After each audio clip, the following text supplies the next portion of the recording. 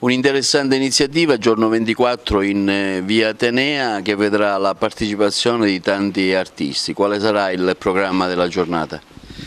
Allora, intanto è un'idea di Tommaso Messina, che ha messo insieme una serie di negozianti per far sì che riviva la via Atenea.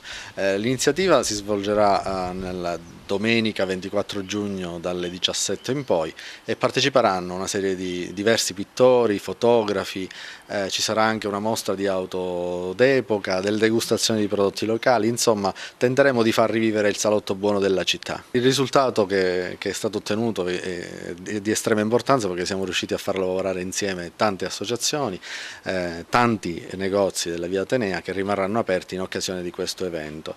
L'evento è dedicato proprio ai particolari della via Atenea, fregi, colonne, tutte quelle bellezze che normalmente passando distratti non riusciamo a vedere, e proprio questi particolari saranno ripresi dai fotografi dell'associazione di In24, che faranno una serie di scatti che poi saranno utilizzati per un successivo evento. In più i pittori, oltre ad esporre le proprie opere, faranno un'estemporanea, sempre riprendendo le bellezze del nostro centro storico.